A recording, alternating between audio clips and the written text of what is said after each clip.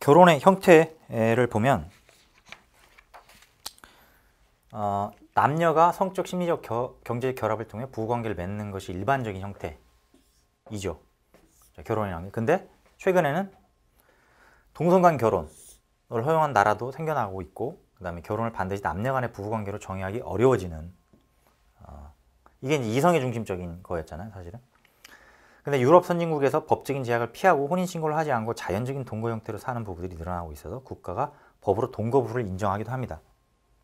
이게 이제 뭐 프랑스나 뭐 독일이나 이런 쪽에서는 보면은 이게 이제 왜 근데 굳이 혼인을 하는 것과 그냥 동거를 하는 것의 차이가 무엇이길래 동거를 더 많이 선택을 하느냐. 혼인이 가지고 있는 장점이 있어요. 그러니까 예를 들어서 법적으로 배우자일 때 줄 수 있는 어떤 법적 지위, 뭐 구체적으로 따지면 한국에선 뭐가 있을까요? 그러니까 누가 한 사람이 죽거나 다치거나 그랬을 때 보호자로서 인정을 해주면서 연금을 받는다든가, 아니면 보험을 서로 그 배우자들끼리 공유를 하면서 누가 다치거나 아프거나 했을 때 서로 그 다른 사람이 한 보험이 이렇게 적용이 된다든가, 이런 가족 관계를 증명하지 않으면 동거 상황에서는 힘들죠. 상속도 마찬가지고요. 그리고 뭐 법적으로 결혼 관계는 배우자일 때만 주어지는 혜택 같은 게 있죠. 예를 들어서 뭐 아파트 분양이라든가, 뭐 가족으로 인정해 주나 여부에 따라서 뭐 가점을 더 많이 준다든가, 법적 장치들이 많이 있습니다. 그렇기 때문에 사람들이 동거가 편할지 모르지만 뭐 혼인도 하고, 물론 이제 당연히 그 관계를 지속시키기를 원하기 때문에 법적으로 그런 제약 같은 것에 기꺼이 뭐 들어가는 경우도 있습니다만, 그렇게 해서 이제 어쨌든 그 혼인을 많이 선택을 하는데, 헤어지거나 그랬을 때 또 되게 뭐랄까요, 복잡하고 여러 사람들의 피해를 준다든가 뭐 이런 경우도 있고, 서로에게 뭐 약간 뭐랄까요, 낙인으로 남는다든가 이런 경우도 있기 때문에, 동거를 하면서도 법적인 권한들을 다 가질 수 있다면 좋겠다는 식으로 생각을 한 것 같아요. 그래서 동거를 하는 커플들이 많으니까 이 사람들에게도 법적인 부부 지위를 주자 해가지고, 서구 어떤 나라에서는, 몇 나라에서는 이런 동거하는 그 커플에게도 법적 지위를 줍니다.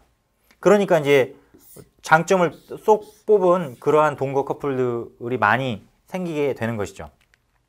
그 지배적인 결혼 형태를 남녀 간의 부부관계라고 할 때 배우자 수에 따라서 이런 식으로 유형을 나눠볼 수가 있습니다. 결혼의 형태는 모건 같은 경우에는 원시 난원제에서 일부 일처제로 진화되었다는 것이 일반적이지만, 이슬람 나라들을 비롯한 나라는 복혼제를 유지하고 있죠. 그리고 이누이트족은 일부 일처제를 지니고 있는 것으로 봐 진화를 인정하기는 어렵습니다. 즉, 많이 발전한 지금의 현대의 이슬람 나라에서는 복혼제를 유지하고, 오히려 더 발전되지 않았고 문명과의 접촉이 되게 별로 없었던 이누이트족 같은 경우는 일부 일처제를 오히려 가지고 있다. 그렇기 때문에 난원제에서 일부 일처제로 가는 것이 진화의 방향이다, 이렇게 설명하는 것은 별로 설득력이 없다라고 얘기할 수 있겠죠. 일부 일처제가 보편적 결혼 형태로 인정되고는 있지만 복혼제를 채택하고 있는 나라들도 있고, 그 다음에 예전에 뭐 외국인 친구들 만나서 얘기를 하다가 사우디아라비아 출신의 학생이었는데, 뭐 얘기를 하다가 어머니가 몇 사람이다 해가지고 깜짝 놀란 적이 있었는데, 그때까지만 하더라도 거기가 이제 복혼제가 인정이 되고 그런지 몰랐었죠. 그래서 첫 번째, 두 번째, 세 번째, 몇 번째 어머니 얘기를 할 때니 깜짝 놀랐던 기억이 나는데, 아직도 많이 있죠, 이런 데가. 각 사회가 처한 자연적, 사회적 조건에 따라 결혼 형태가 채택된다는 것이 설득력이 있다고 얘기할 수가 있겠습니다. 모독의 가족 개념은 주거를 공동으로 하고 경제적 협동과 출산을 특징으로 하는 집단으로 이제 정의를 했어요. 사회적으로 인정된 성관계를 갖는 최소한의 2인의 남녀를 포함한 성인들과 그들이 출산 혹은 입양한 자. 이게 어렵게 얘기를 했지만 사실은 우리가 흔히 볼 수 있는 일반적인 가정이라든가 정상가족, 소위 정상가족 얘기라고 볼 수가 있는데, 입양을 포함함으로써 결혼과 혈연 중심의 가족 개념을 좀 더 확장한 것이긴 합니다. 결혼과 혈연만 중심으로 하다가 입양까지도 인정을 한 건데, 다양한 가족 형태를 포괄하기엔 한계가 있는 아직은 협의의 개념이다.